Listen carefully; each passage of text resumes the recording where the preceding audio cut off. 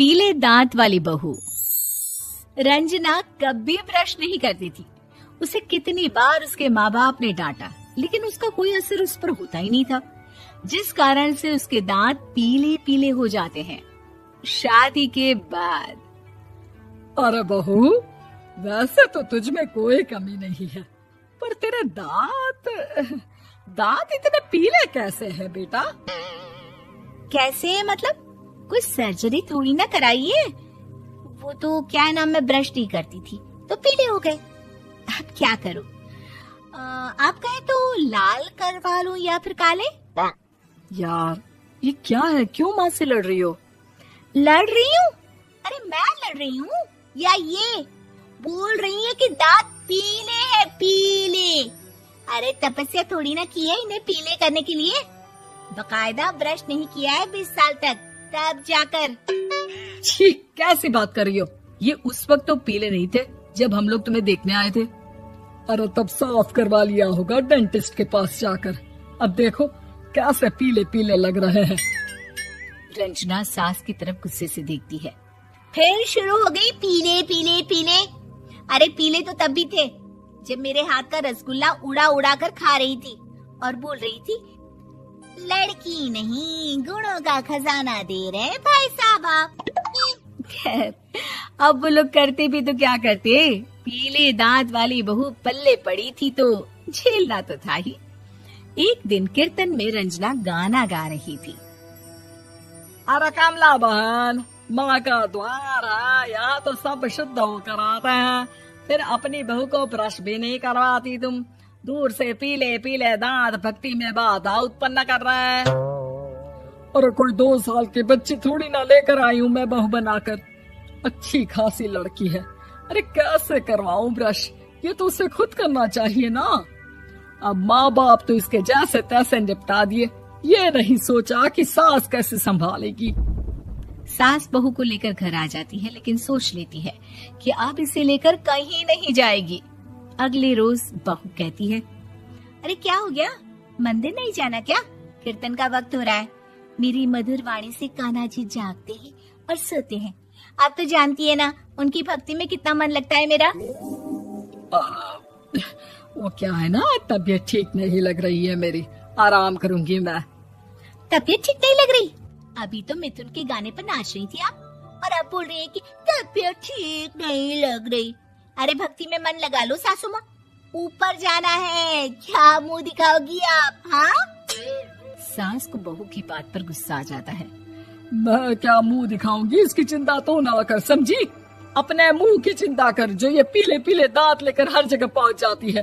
पता है लोग कितना मजाक बनाते हैं। ना जी ना, मैं नहीं जाना कहीं तेरे साथ। तो ये बात है। कोई ना, मत जाओ, मैं अपने कमरे में ही बैठकर भक्ति कर लूंगी। ऊपर वाला दांत थोड़ी ना देखता है, मन देखता है, भावना देखता है। और अरे बस बस, तू सब कुछ दिखा, बस ये सफेद चमकदार दांत ना दिखाना किसी को, है? जा यहाँ से। बहू को सास की बात का कोई फर्क नहीं पड़ता, वो तो जैसी थी वैसी ही रह जाती है। सुबह नहाकर किचन में खाना बनाना, फिर खाना खाना, कीर्तन भजन करना और सो जाना। एक दिन, माँ जी मैं सहेली के घर जा रही हूँ, शाम को लेट आऊंगी। हाँ हाँ तो जाना, मैंने कौन सा तेरी आरती करनी है घर पर बैठकर। रंजना सहेली के घर जाती है, जहाँ वो पार्टी में जाने की तैयारी कर रही होती है। अरे शिखा, कहाँ जाने की तैयारी कर रही है? मैं गलत वक्त पर आ गई क्या? अरे नहीं यार, उल्टा सही वक्त पर आई है। मैंने ये साड़ी और ज्वेलरी निकाली है यार, शाम को इनके ऑफिस की एक पार्टी में जाना है। बताना कैसा लग रहा है ये सब? नहीं यार, इस ड्रेस के साथ तो वो वाली ज्वेलरी अच्छी लगेगी। हाँ हाँ सही बोल रही है, मैंने ध्यान ही नहीं दिया। वैसे तो हमेशा से मस्त फैशन सेंस रखती है। तो बड़ा जाती होगी ना पति के साथ पार्टी में। रंजना कुछ नहीं बोलती, बस सोचती है कि यार काश ये बात सही हो जाती, पर मैं क्यों नहीं जाती पार्टी में? क्या इन लोगों की कोई पार्टी होती नहीं होगी? रंजना घर आती है और रात में पति से सवाल करती है, एक बात बताइए, आप मुझे किसी पार्टी में क्यों नहीं ले जाते? क्या आपके यहाँ ऑफिस में पार्टी नहीं होती? पति बेचारा क्या कहता कि दांत पीले हैं तुम्हारे इसलिए। अरे कोई पार्टी होती नहीं हम लोगों के ऑफिस में, तो कहाँ से लेकर जाऊं? और मार्केट, मॉल, कहीं वीकेंड घूमना, कहीं तो। अरे यार सारे हफ्ते में एक छुट्टी मिलती है, तो सोचता हूँ कि आराम ही कर लूं। क्यों? रंजना मन मार के रह जाती है। पहले कभी सास के साथ मंदिर जाया करती थी, लेकिन वो भी सास ने ले जाना बंद कर दिया। घर बैठी बैठी रंजना बोर हो जाती है। तभी उसे आइडिया आता है और वो मायके जाने का सोचती है। सासू माँ, 2 दिनों के लिए मम्मी के घर जा रही हूँ। अच्छा ठीक है, आराम से जा। और हाँ, माँ से कुछ अच्छी आदत सीख कर आना कि कैसे शरीर के हर भाग की तरह दांतों की सफाई भी जरूरी होती है, समझी? शुरू हो गई ना आप। वो लोग आपकी तरह नहीं है कि छोटी छोटी बात का बतंगड़ बना दे। उन लोगों के लिए मैं मायने रखती हूँ, ना कि मेरे पीले पीले दांत। रंजना माँ को बिना बताए उन लोगों को सरप्राइज देती है, लेकिन जैसे ही वो दरवाजे पर पहुँचती है, अंदर देखती है कि घर वाले कहीं जा रहे होते हैं। अब माँ, काश रंजना दीदी के दांतों वाली प्रॉब्लम नहीं होती, तो वो भी हम लोगों के साथ चलती ना बुआ जी की बेटी की शादी में। हाँ बेटा, लेकिन अब उसे कौन समझाए कि उसको उसके पीले दांत नहीं दिखते, लेकिन उसके आसपास के लोगों को कितना एम्बैरेसिंग फील कराते हैं। मुझे तो कितनी बार उसके स्कूल की टीचर ने शिकायत की कि उसके साथ कोई लड़की बैठना भी नहीं चाहती, और ना ही कॉलेज में कोई उससे बात करना चाहता था। लेकिन पता नहीं क्यों उसे ये बात समझ में ही नहीं आती।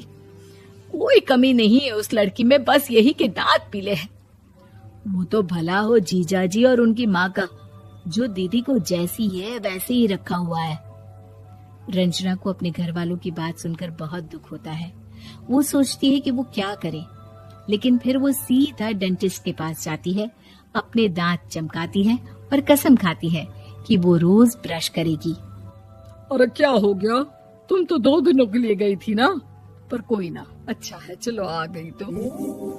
रंजना सास के सामने आकर खड़ी हो जाती है और पूरी स्माइल करती है, उसके चमकदार दांतों को दिखाती हुई।